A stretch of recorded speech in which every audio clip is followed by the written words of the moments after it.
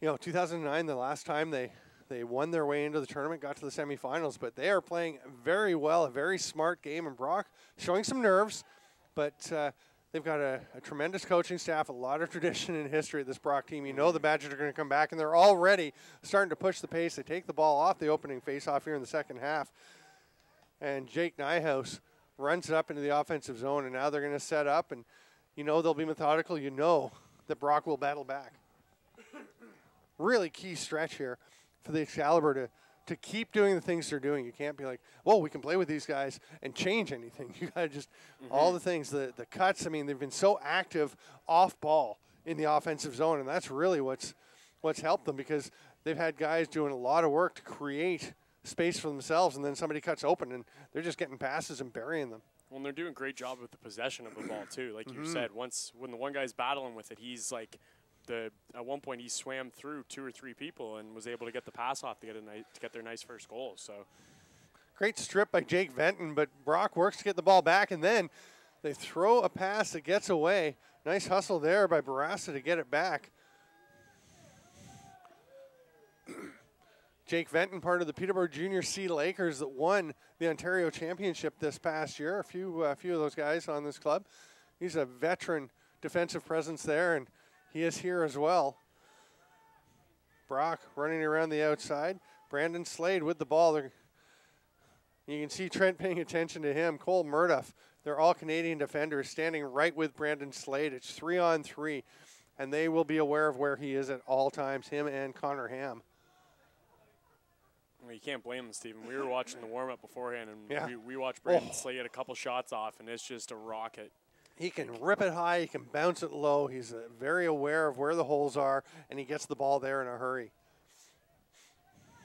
That pass is high. That one's going to go out, and Trent's going to get it back, and that's just great defensive pressure to cause that turnover. And tell you, if you were watching this game and you didn't know the records of these teams beforehand, right now, I think you would think that Trent was the favorite in this game because they're playing with a lot of confidence. Oh yeah, Trent looks a lot more intimidating than Brock is.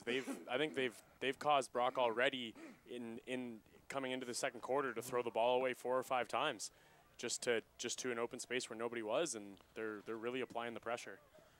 Johnny Lynch, honorable mention All-Canadian midfielder. D-Mitty will get the ball up into the offensive zone, and Trent's going to set up again with a 3-1 lead.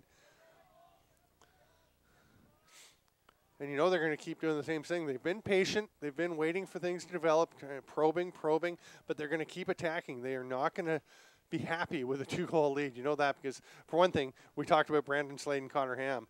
We know how quickly Brock can come back. Danny Mickle with the ball up top. Heading down the shoulder.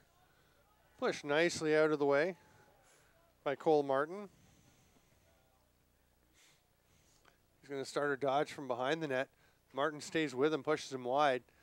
Mickle's looking at Zabolos up top, but he's going to go to Eddie instead. Oh, a goal by Eddie. Wow. Garrett Eddie, and I'll tell you, James Wood got a bit of it. Josh Wood got a bit, and then it just trickled into the net.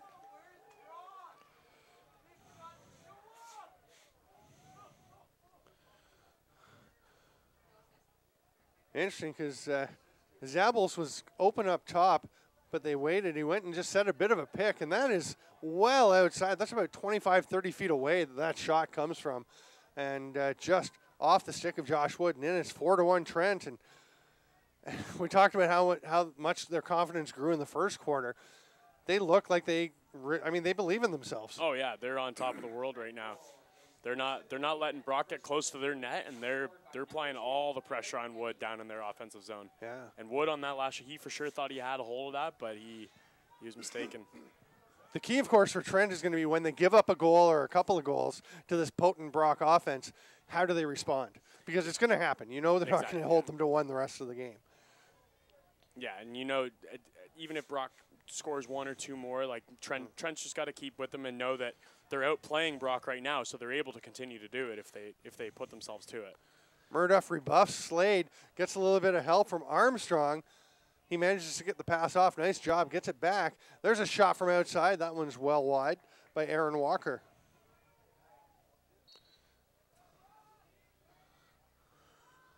Little dodge from behind the net and a backhand whip shot. Connor Ham, dangerous, but couldn't quite find the mark. And they're going to say it's Trent possession. Bit of a rarity. And you can hear the excitement coming from the Trent bench.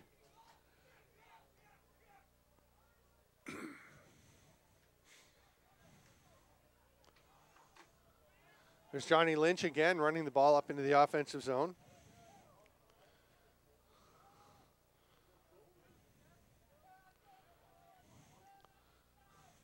Trent taking their time, again being patient.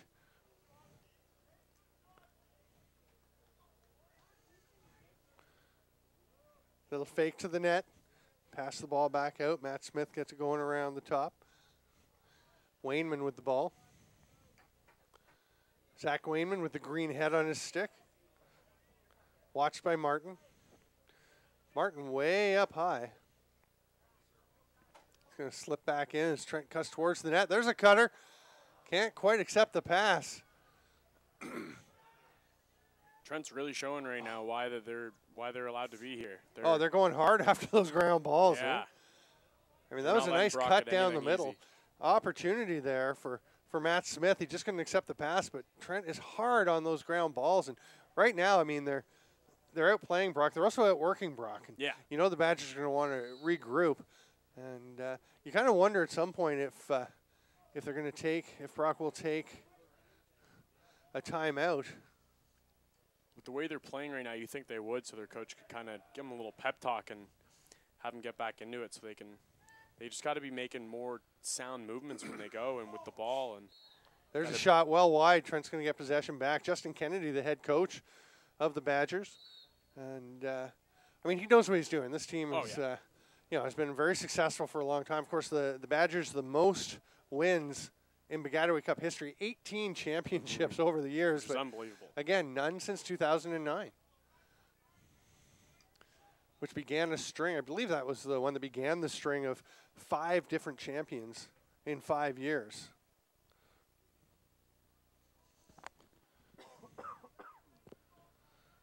It was 2000. It was 2009. Brock. 2010, McMaster won.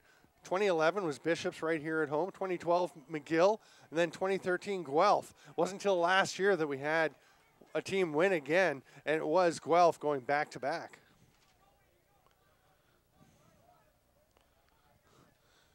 Brock setting up in the offensive zone.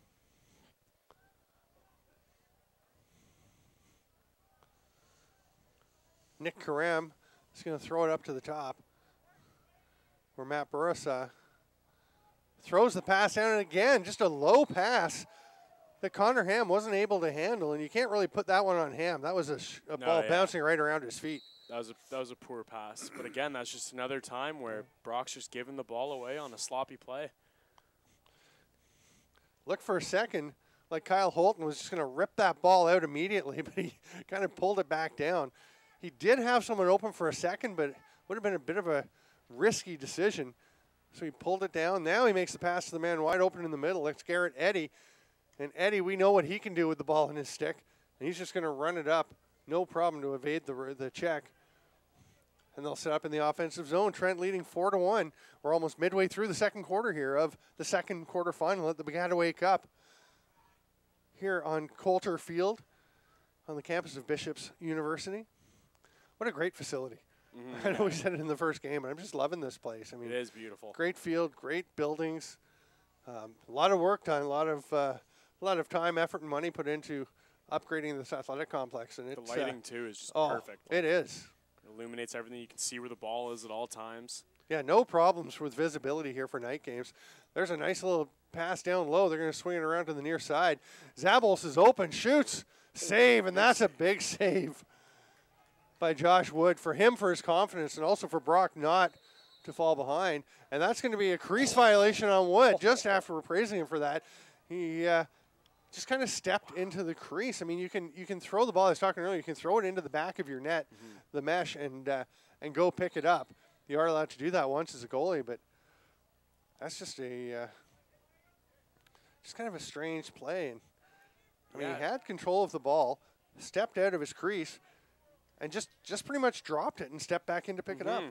Yeah, Brock. Honestly, Brock doesn't look like they're playing in the Baggataway Cup right now. They're just kind of they're not playing like they're known to play well. Well, the interesting thing, I was talking to Jeff McKinley, the Trent coach, before the game, and here's a drive by Garrett Eddy. He's going to shoot. He just misses.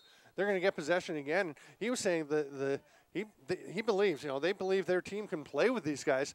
But the thing you have to be concerned about is they haven't been to the Baggataway Cup. None of these guys have been here. They're hoping the stage wouldn't be too big for them. They wouldn't be awestruck.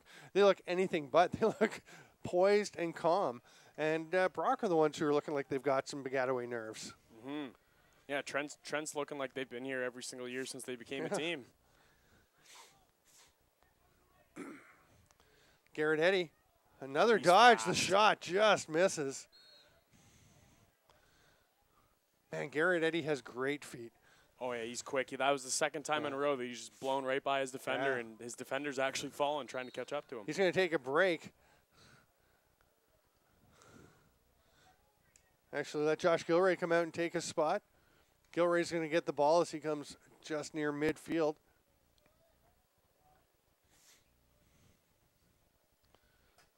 Gilray puts his shoulder down into Jesse Schumann. Spins back out.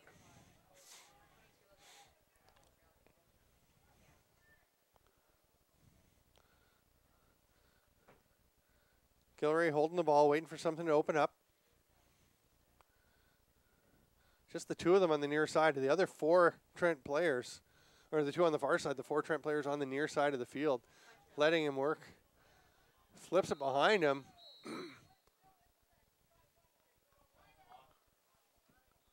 Wow. And Trent with a very heads-up play as Josh Gilray was under pressure, was just kind of flicking the ball back over his head, and Trent grabs a timeout before they lose possession. So they're allowed to, as long as they've got possession of the ball still, they can call the timeout. That was a very strategic It's a heads-up play.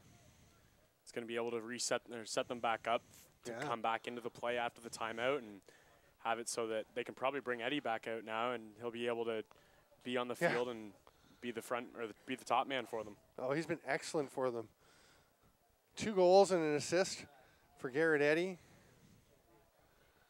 I believe. Oh, sorry, a goal and 2 assists for Garrett Eddy. Ryan Gunn and Danny Mickle and Travis Zabols with 1 goal each. Nick Karam with the only one for Brock, the first goal of the game, and their offense has been really quite quiet since then. And it was interesting because it was like a very fast goal. They scored that in the first 3 minutes of the game, and then they haven't really been able to answer with anything else since. Yeah. And, again, we've been saying Brock playing a little tense, a little nervously, but you got to give a lot of credit to Trent and the way that they're pressuring them on defense. We said the Excalibur match up pretty well with Brock defensively. It was the offensive side we weren't sure about, and I'll tell you, they got a game plan in place here that seems to be working pretty well. Yeah, Trent's coming out and they're playing really well today. They're showing that they came to play and that they're not looking to go home tonight. They want to stay for the weekend. Yeah, I mean they'll certainly both teams will be staying tonight. This is pretty late, but whoever loses this game probably will head home tomorrow at some point. A quick end to their Baggataway Cup. Trent's going to move the ball behind the net. Ferguson protecting the ball. He's got Tamas all over him. Throws it up top, and Garrett Eddy just make sure he's clear of the attacker lurking at the center line. This is quite a battle between Schumann and Garrett Eddy, and Schumann's going to get some help, which is a pretty good idea. He'll slip off because it's tiring playing defense. For some reason, it's more tiring when you're running on defense, reacting to what the offense is doing, and Eddy will wear out anybody. Oh, yeah. Well, because you got to keep your mind ahead of what he's doing, so he's the one making the decisions about where the play is going to go, and you got to be one step ahead of him. Kind of forced that one, but Trent still gets it back, and then it's knocked out. A great effort. That ball was out, and it's going to be Trent possession. And Trent was setting up with Garrett Eddy behind the net, 5 players up front, and just letting him do some dodging, and then he actually really did force that pass. But it's one of those things when things are going your way, you get the bounces, and Trent gets a bounce there. Ferguson up top. Just under 7 minutes to go here in the first half. 4-1 in favor of the Trent Excalibur over the Brock Badgers. Pretty much everything going perfect for Trent until that moment. Travis Ferguson trying to convince the refs that that was a shot to no avail.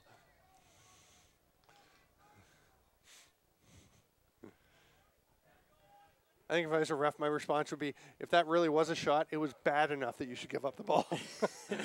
Brock deserves to have the ball That's after right. that shot on net.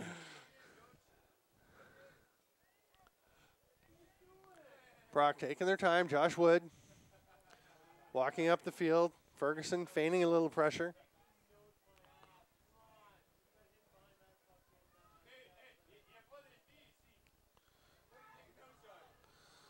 Wood gives it up. Parker Bale's going to work with the ball and give it back to Wood. Smart by Brock to take their time, give the defenders who've been working very hard a bit of a rest. Wood drops it momentarily as Andrioli rushes in on him, but recovers and makes the pass over, and they get it up into the forefield.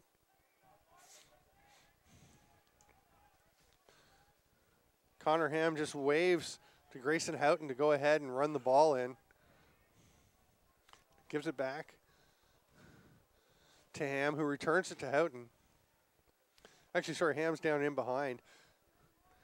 It was Matt Barossa who was trading passes with.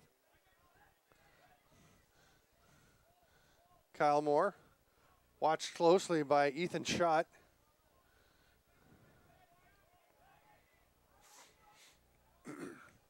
There's a break and a shot off the post. Rebound, scores. Brock gets a bit of a break with the original shot going off the post. And it's buried by Nick Karam, his second of the game. Big goal there for Brock. They really needed that to relieve the pressure from Trent, get themselves back on the board.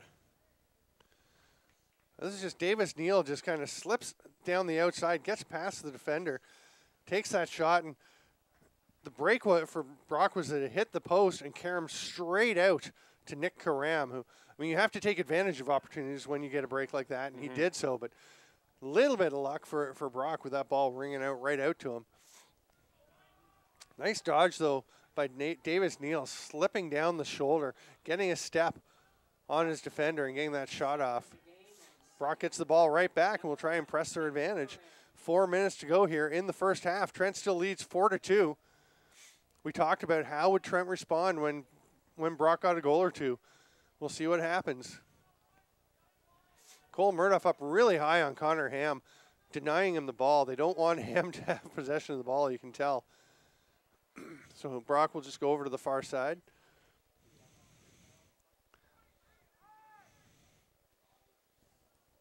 Brandon Slade down this side.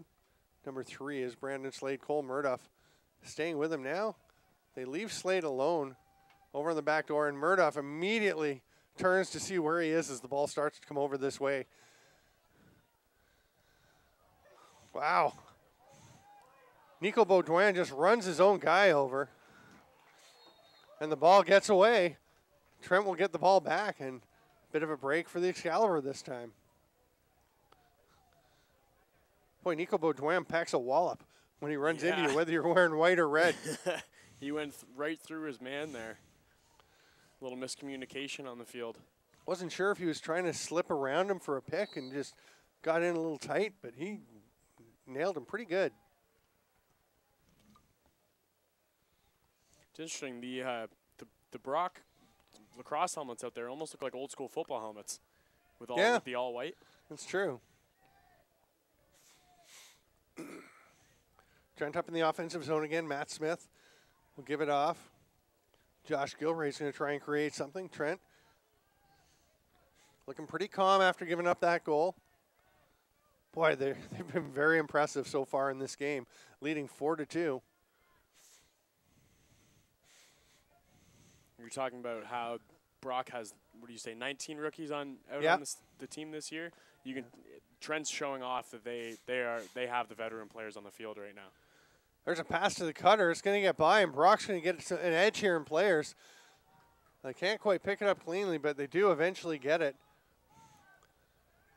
Nice job by Connor McGee to come up with it. If he'd been able to pick it up cleanly, he could have gone in and given them an edge in numbers, but Brock's going to be happy to have the ball.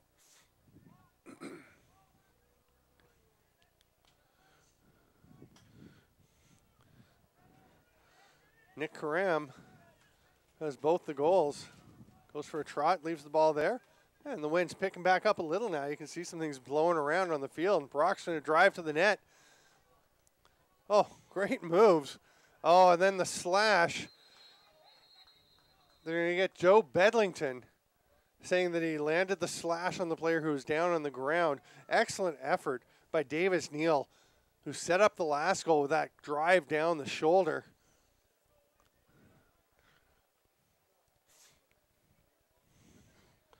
Actually, it's Brandon Armstrong getting the penalty. I thought it was Bedlington that brought the stick down. It's a tough one. Armstrong, one of their key defenders. See if Brock can take advantage. Some of the sideline flags are blowing over. Yeah, the wind's decided to pick up a little bit. Hopefully it doesn't have any effect on this game. Slade up top. Oh, you can see. Great movement. But the ball pops free, and Trent's going to get a background of a penalty called. Oh, this is going to be a tough one for Trent. The ref's calling that one a slash, but I don't know. It looked like a clean defensive play. Yeah.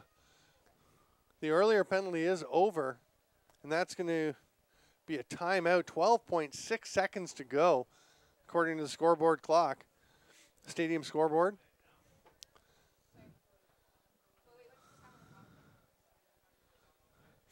So Brock is going to take the timeout and set something up to try and get a late goal in the momentum.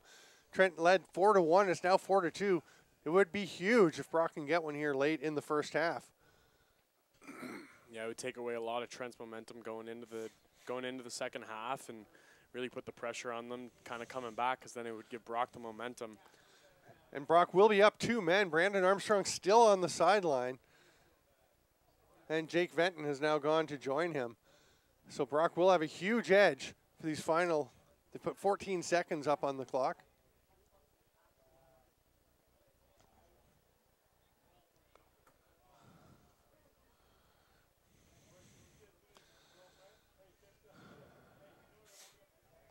So not a lot of time for Brock to work with, but certainly plenty of time to try and create something when you've got that 6-on-4 advantage. It's interesting to see that Brock's only produced 2 goals this game as well, because their game last week to qualify for the quarters, they beat Laurentian 13-3. Yeah. Oh, they can score. Scoring clinic on they them can there. score. Trent's just doing a great job of shutting down the offense. Brandon Slade will start behind the net. He's the guy to keep an eye on. Number 3, of course, Connor Ham, also a big-time scorer. Here comes Slade out now. He wants the ball. He's calling for it. He might be a decoy as they're moving the ball around. It's knocked away, and Trent, great job. And that's going to be the end of the first half with Trent leading 4-2. What a first half of lacrosse here. It's been a great evening so far as we were 6 quarters into the first day of Baggataway Cup play in 2015. A thrilling 6-5 win by Bishops over Guelph earlier.